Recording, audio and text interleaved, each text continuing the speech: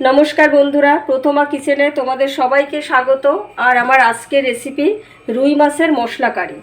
তো রুই মাছের মশলা কারি করার জন্য এখানে আমার 5 পিস রুই মাছ আছে। আর এটা করার জন্য লাগবে মশলা আছে এখানে লঙ্কার গুঁড়ো, চিনি, লবণ, হলুদ গুঁড়ো, গোটা ধনে, গোটা জিরে, গোটা সর্ষে, সাদা সর্ষে। আর এখানে আছে ধনেপাতা কুচি, পেঁয়াজ কুচি, টমেটো কুচি, একটা রসুন আমি ছাড়িয়ে রেখেছি, আর কিছুটা আদা, 3-4টে কাঁচা লঙ্কা। এখানে আছে ধনে পাতা, লাগবে গরম মশলা, আর ফোড়ন হিসাবে লাগবে 2টো তেজপাতা, কয়েক টুকরো দারচিনি, আর 4-5টা এলাচ আমি হাত দিয়ে চিড়ে রেখেছি। আর এই পেঁয়াজটা আলাদা পেস্ট করব মিক্সচারে, টমেটোও পেস্ট করব মিক্সচারে। আর এখানে আদা, কাঁচা লঙ্কা, রসুন, আর ধনে পাতা, আর গোটা সর্ষে, গোটা জিরে, গোটা ধনে একসাথে আমি মিক্সচারে পেস্ট করে নেব। তো আমি এখন মিক্সচারে পেস্ট করে নেব আদা, রসুন, লঙ্কা, 1.5 চামচ সর্ষে, 1 চামচ গোটা জিরে, 1 চামচ গোটা ধনে, আর ধনে পাতা। আর মাছের পরিমাণ বেশি হলে কিন্তু মশলাটাও কিন্তু সেইভাবে বেশি করে নিতে হবে, বা পেস্টটাও কিন্তু সেই হিসাবে দিতে হবে। আর একটু সামান্য জল দিয়ে নিয়ে আমি পেস্ট করে নেব।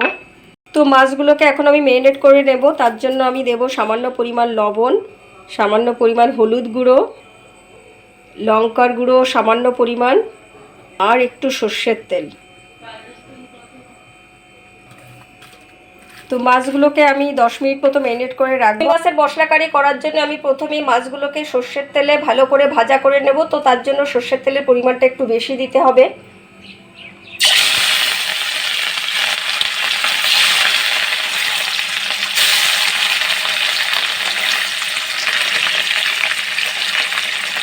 তো মাছগুলোকে আমি ভালো করে ভাজা করে তুলে নিয়েছি। আর ওই কড়াইতেই কিন্তু আমি আরেকটু তেল দিয়ে নিয়েছি। আর এখন ফোড়ন দেব তেজপাতা, 3-4টে এলাচ যেটা আমি হাত দিয়ে চিকিয়ে রেখেছিলাম, দারচিনি।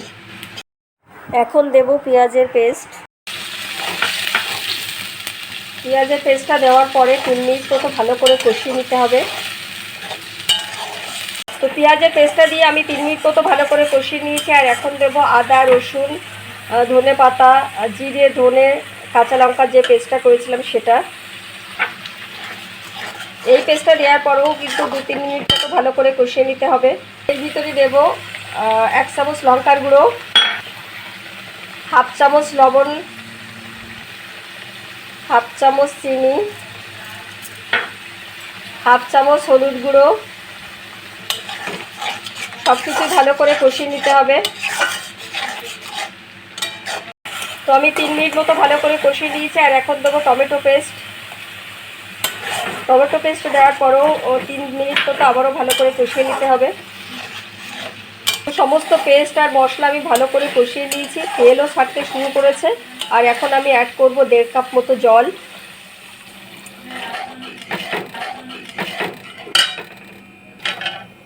দেড় কাপ মতো জল দেওয়ার পরে আবারও 5 মিনিট মতো ঢেকে রাখতে হবে। তো 5 মিনিট ঢেকে রাখার পর ঝোলটা ফুটতেও শুরু করেছে। আর আমি মাছগুলো দিয়ে দিয়েছি। মাছগুলো দেওয়ার পরে আবারও 3 মিনিট মতো ঢেকে রাখতে হবে। তো আমি 5 মিনিট মতো ঢেকে রেখেছিলাম। আর এখন দেব গরম মশলার গুঁড়ো একটু ছড়িয়ে দেব, আর দেব ধনে পাতা কুচি।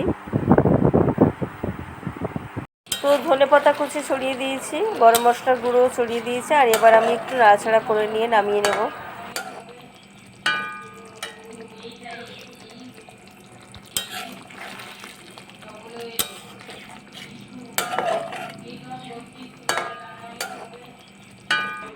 তো আমার রুই মাছের মশলা কারি কমপ্লিট। প্রতিটা স্টেপ তোমরা ভালো করে দেখো আর বাড়িতে ট্রাই করো। ভালো লাগলে লাইক কমেন্টস করো, আর আমার চ্যানেলটিকে সাবস্ক্রাইব করো। আর আমার সমস্ত ভিডিওর আপডেট আগে পেতে অবশ্যই পাশে থাকা বেল আইকনটি প্রেস করো। আর সবাই খুব ভালো থেকো, সুস্থ থেকো। দেখা হবে নেক্সট কোনো ভিডিও নিয়ে আবার সবার সাথে।